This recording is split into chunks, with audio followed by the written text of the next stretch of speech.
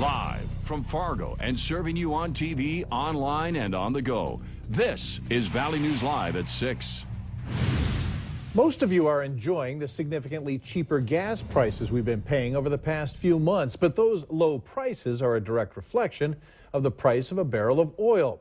And today there are lots of questions about what those oil prices mean to the state's oil industry and the economic boom the state is seeing.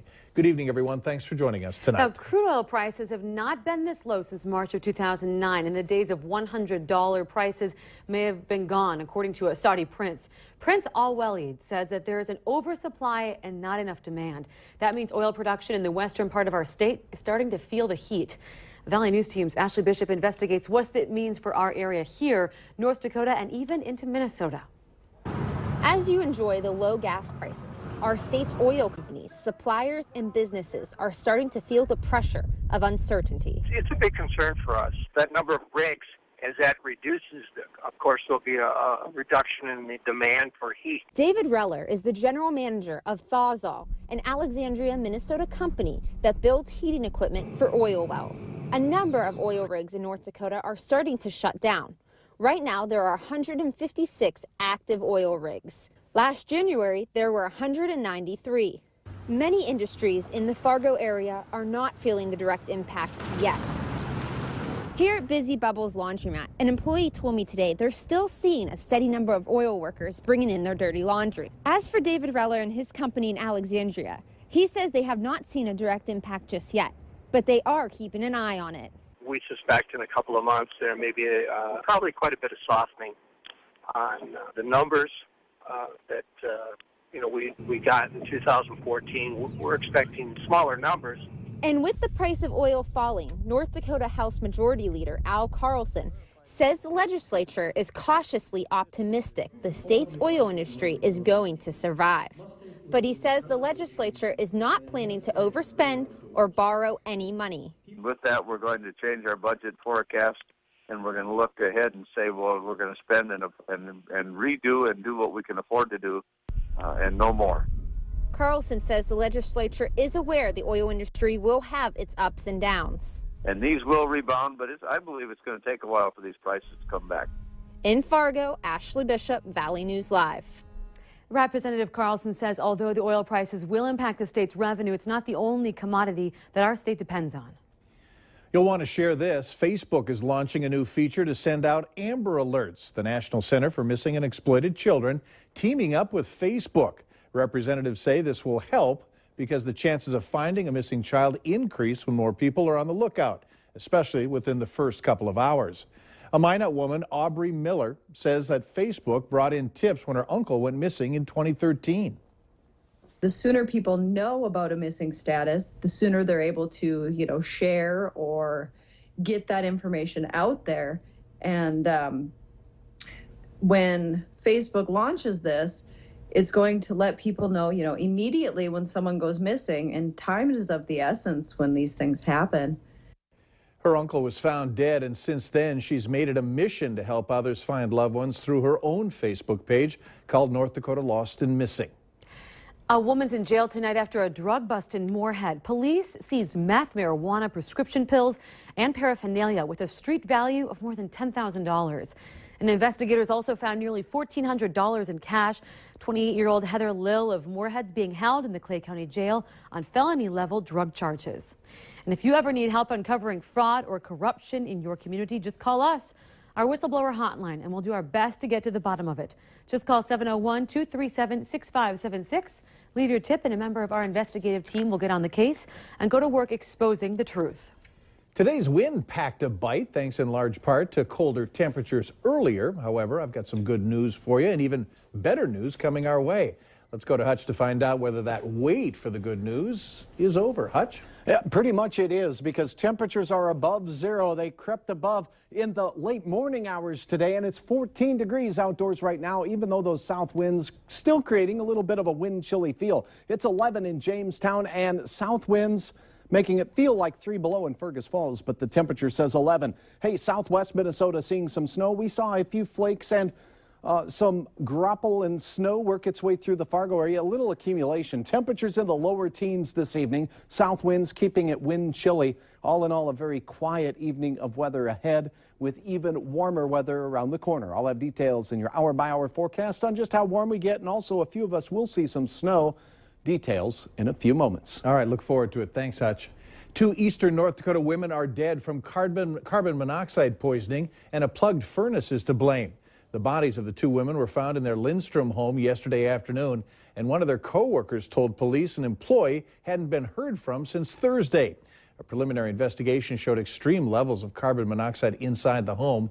Firefighters found the exhaust pipe for the furnace was plugged with soot and ice. One of the first officers to respond was also treated for carbon monoxide exposure. The Sheriff's Department in Bemidji is looking for someone who may have been involved in a robbery in Wilton, Minnesota, just before the first of the year. Wilton is just west of Bemidji. The woman they're looking for is Reba Brown. She's 23. Here's a picture of her. And she's considered a person of interest in the home invasion and robbery on December 29th. She's also wanted for a misdemeanor warrant. Now, if you have any idea as to where Brown might be, the Sheriff's Department wants to hear from you. Call 218-333-9111. And 3 other people are already in jail in connection with this case. There was a hit-and-run crash this morning where a driver took off running. It happened in a high-traffic area in Fargo on I-29 at 13th Avenue. The vehicle left behind a white Explorer with a fair amount of damage. When patrol investigators got to the crash, no one was around except some foot tracks leading from the wreck. Fargo police tried to figure out where they led and followed them for a short distance, but with not much snow on the ground, the tracks disappeared. State Patrol is now handling the investigation.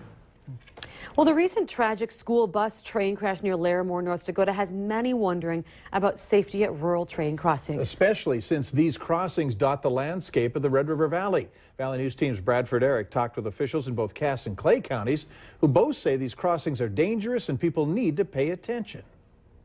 Every day, people are killed or injured trying to beat the train. Within most city limits, lights and crossing arms are common. But in rural areas, oftentimes nothing more than a small sign. People just have to be aware of it. They are still marked, and you know they are there. There are times that there could be trees along tracks, or it could be buildings along tracks. Clay County Sheriff Bill Bergquist says slow down if you don't have clear visibility at a crossing. An approaching train may be closer and moving faster than you think. Trains still blow their horns on, on the rural areas, not through town anymore.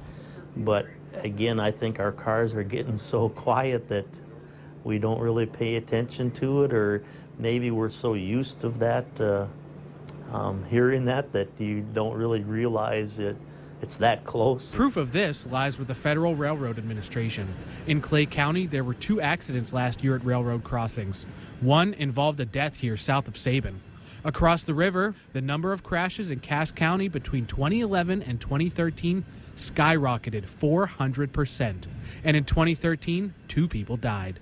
For the vast majority of the time, there's going to be nothing around. And that's what's going to get people in trouble, is that complacency that they're going to have when there's no trains around. There's hundreds of miles of tracks in our county, and as far as I can tell, almost all of them are used on a regular basis. Look, listen, live. Advice officials say just might save your life at a rural railroad crossing. In the Valley, Bradford Eric, Valley News Live. The Federal Railroad Administration reports there were 3 accidents at crossings in Cass County last year. Thankfully, no one died. A unanimous U.S. Supreme Court decision could give some homeowners relief if a lender fails to properly disclose all of the terms of a loan. The ruling is a win for a Minnesota couple who refinanced their home after they said they did not receive the proper number of copies of their rights under the Federal Truth in Lending Act. If a lender does not follow the terms of the law, the borrower has up to 3 years to cancel the loan without penalty. Lower courts ruled that borrowers who want to rescind must file a suit within the 3 years right of rescission. But the Supreme Court ruled 9-0 that borrowers only need to give written notice that they want to rescind, and they don't have to file a lawsuit. Now, the Supreme Court decision could make it easier for homeowners to back out of the loan if the lender doesn't properly lay out the terms of the loan. North Dakota Game and Fish Department, they are calling all artists to help promote a cleaner and healthier state. Design entries are being accepted for the 2015 Earth Day patch, and your work could be worn all over the state. The winning design will be used on patches given to Girl and Boy Scouts, 4-H clubs, and any school participating in the Earth Day cleanup projects. The patch should include some aspect of Earth Day or promote keeping North Dakota clean. The deadline to submit your work of art is March 15th.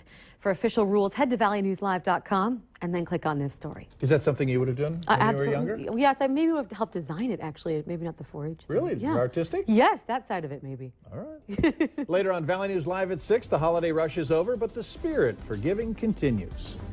Heading into the evening, we are at our high temperature in the FM area. It's 14 degrees, 14 your high today in Grand Forks, and it just gets better with a few flakes. Details next.